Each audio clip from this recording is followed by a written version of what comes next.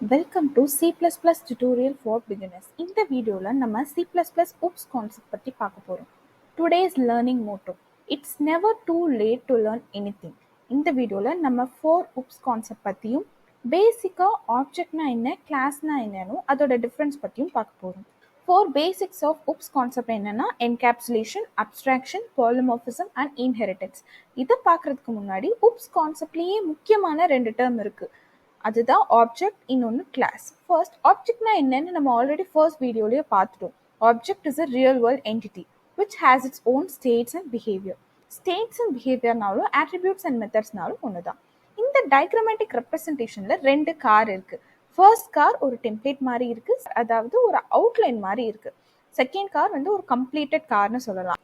அந்த அவுட்லைன்ல இருந்து வரைஞ்சது தான் இந்த செகண்ட் கார். அதனால லெஃப்ட் சைட் கார் தான் கிளாஸ், ரைட் சைட் கார் தான் ஆப்ஜெக்ட். ஆப்ஜெக்ட்டுக்கே இன்னொரு டெஃபினேஷன் இருக்கு. அது என்னன்னா, object is an instance of class. இந்த டெஃபினேஷனை கம்ப்ளீட்டாக புரிஞ்சுக்கிறதுக்கு நம்ம கிளாஸோட டெஃபினேஷன் புரிஞ்சுக்கலாம். A class is defined as a blueprint, which means consider a class as a template from which we can create an object. இப்போ நம்ம அந்த டயக்ராமை பார்த்தா நமக்கு நல்லா புரியும். லெஃப்ட் சைடில் இருக்கிறது ஒரு டெம்ப்ளேட் மாதிரி இருக்குன்னு சொன்னோம், அதுதான் கிளாஸ். ரைட் சைடில் இருக்கிறது ஒரு object. A class is defined as a blueprint, which means consider a class as a template from which we can create an object. இப்போ நம்ம oops கான்செப்ட் பார்க்கலாம். First one, encapsulation. Binding code and data together into a single unit is known as encapsulation. இந்த definition பற்றி பார்க்கறதுக்கு முன்னாடி example பார்த்துருவோம். இதோட example capsule. கேப்சூல்னா என்ன?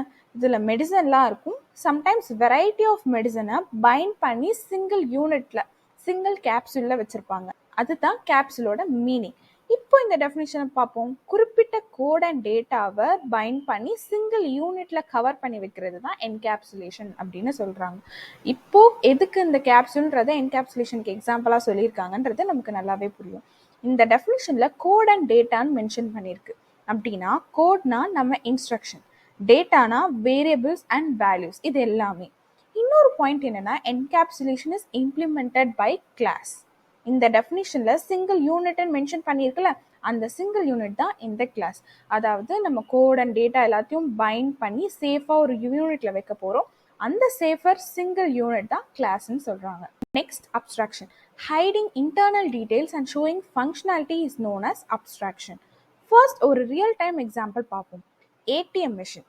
ஏடிஎம் மிஷின் நம்ம எதுக்கெல்லாம் யூஸ் பண்ணுவோம்? கேஷ் வித்ட்ராவலுக்கு, மணி டிரான்ஸ்ஃபர் பண்ணுறதுக்கு, பேலன்ஸ் செக் பண்ணுறதுக்கு, இதெல்லாம் நமக்கு பண்ண தெரியும். எப்படி செக் பண்ணணும், எப்படி வித்ட்ரா பண்ணணும். பட் அதெல்லாம் எப்படி ஒர்க் ஆகுதுன்னு நமக்கு தெரியாதுல்ல. அதை தான் இங்கே சொல்கிறாங்க, ஹைடிங் இன்டர்னல் டீடைல்ஸ். அது எப்படி ஒர்க் ஆகுது, அதோட ப்ராசஸ் எல்லாமே ஹைட் பண்ணியிருக்கு.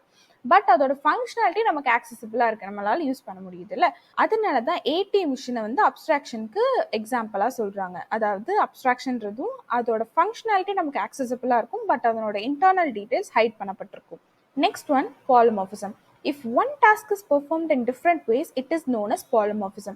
இதோட டெஃபினேஷன் நமக்கு புரியுற மாதிரி சிம்பிளாகவே இருக்குது. ஒரு டாஸ்க்கை பல விதத்தில் கம்ப்ளீட் பண்ணால் அதுதான் பாலிமார்பிசம்னு சொல்கிறாங்க. ஆக்சுவலி பாலிமார்பிசம்ன்ற வேர்ட் 2 கிரீக் வேர்டோட combination. Poly means many, morph means ஃபார்ம்ஸ்னு அர்த்தம். ஒரு ரியல் டைம் எக்ஸாம்பிள் பார்ப்போம். ஒரு பர்சன் ஒரே டைம்ல பல பண்புகளை வெளிப்படுத்துறது தான் இந்த பாலிமார்பிசம்னு சொல்றாங்க. எக்ஸாம்பிள், ஒரே நபர் காலேஜ்ல ஸ்டூடெண்டாகவும் இருக்கலாம், ஜாப்க்கும் போயிட்டு இருக்கலாம். அதை தான் இங்க மென்ஷன் பண்ணியிருக்காங்க. ஒரே டாஸ்கை பல விதத்துல பண்றது, இல்லைன்னா பல தன்மைகளை வெளிப்படுத்துறது, அதுதான் பாலிமார்பிசம். லாஸ்டா, inheritance. When one object acquires all the properties and behaviors of a parent object, it is known as inheritance. இதுக்கு ரியல் டைம் எக்ஸாம்பிளும் ஒன்று தான், இதோட எக்ஸ்பிளனேஷனும் ஒன்று தான். ரியல் டைம் எக்ஸாம்பிள் என்னென்னா, ஒரு பேரண்ட் அண்ட் சைல்டு இருக்காங்கன்னு வச்சுப்போம். மோஸ்ட்லி சைல்டோட கேரக்டர் எல்லாமே அவங்க பேரண்ட் கிட்ட இருந்து தான் இருக்கும். அதை தான் இங்கே சொல்கிறாங்க. பேரண்ட் ஆப்ஜெக்டோட எல்லா ப்ராப்பர்ட்டிஸும் சைல்டு ஆப்ஜெக்ட் எடுத்துக்கிட்டா அதுதான் இன்ஹெரிட்டன்ஸ். இந்த டயக்ராமில் பேரண்ட் தான் பேஸ் கிளாஸ், சைல்டு தான் டிரைவ்டு கிளாஸ்.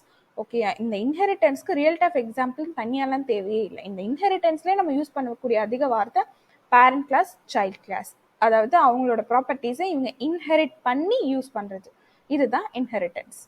இதெல்லாமே நம்ம ப்ரோக்ராமாக எக்ஸாம்பிளாக பார்த்தோன்னா நமக்கு இன்னும் நல்லா புரியும், ஈஸியாக மைண்டில் வச்சுக்க முடியும். நெக்ஸ்ட் வீடியோவில் சிம்பிள் ஹலோ வேர்ல்ட் ப்ரோக்ராம் எப்படி பில்ட் பண்ணி ரன் பண்ணுறதுன்னு பார்க்க போகிறோம். தேங்க்யூ.